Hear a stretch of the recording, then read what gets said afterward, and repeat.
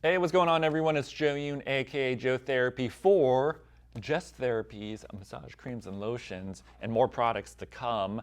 And this is the first video of the tips and tricks on kind of growing your business. So today's topic is going to be how to price your therapy sessions when you're first starting out.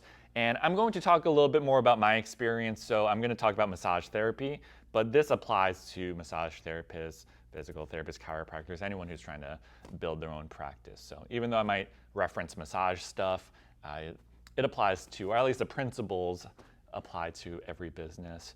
So I'm going to start off with how I initially priced my sessions. So the first thing you can do is check the surrounding area that you're going to work, and then pick out competitors that are going to do the same type of work, or you're going to do the same type of work as they're going to do, and check what they're charging clients. This will give you a good gauge on where you should at least be around for the pricing, because if your competitors all charge around $75 for a session, you know what? Probably when you're just starting out, you don't want to charge over $100, but you also don't want to charge under $50.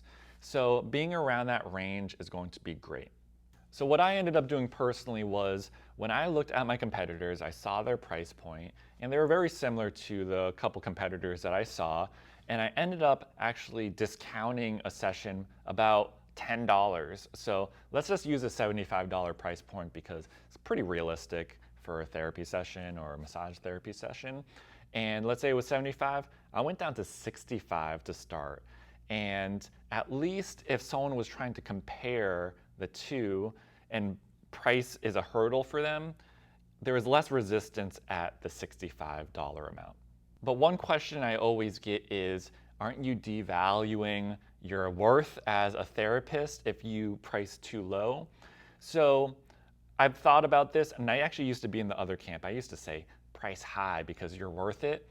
But when you're first starting out and starting your own company on your own, I personally needed cash to start coming in. I couldn't wait around to find that one person or a couple people who would spend $100.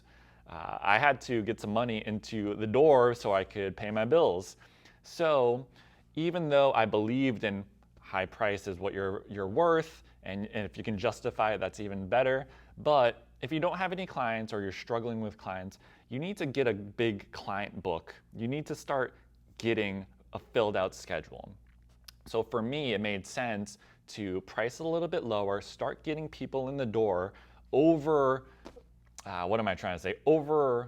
deliver on the services, and then they're gonna just keep coming over and over again. This is what I heard a lot. Holy crap, this is really affordable. I paid way more for less work than you did here.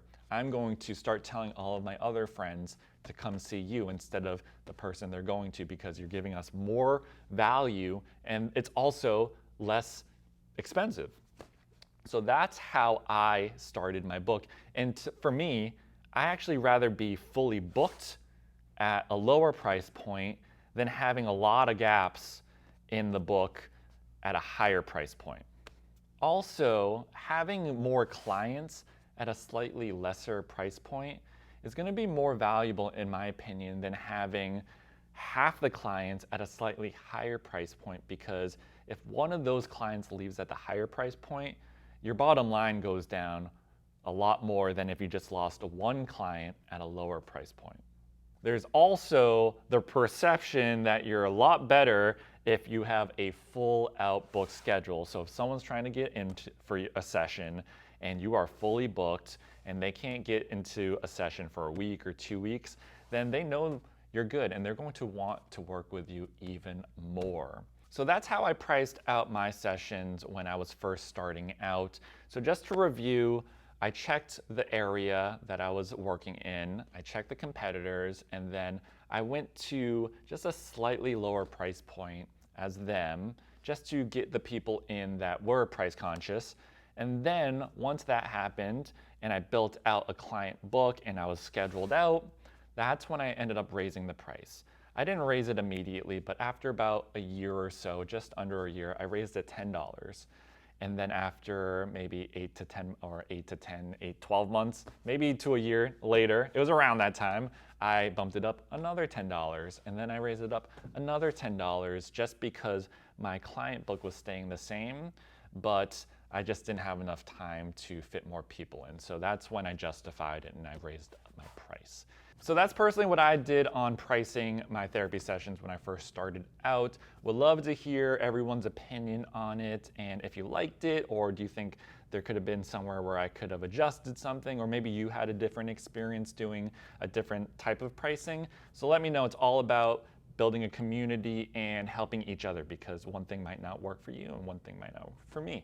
So would love to hear everyone's opinion. So go down to the comments and respond to this video. Also let me know what you want to see in the future. And very excited to continue to put these tips out, try to brain dump everything that I learned in the past few years. So looking forward to it, and I hope everyone has a great day.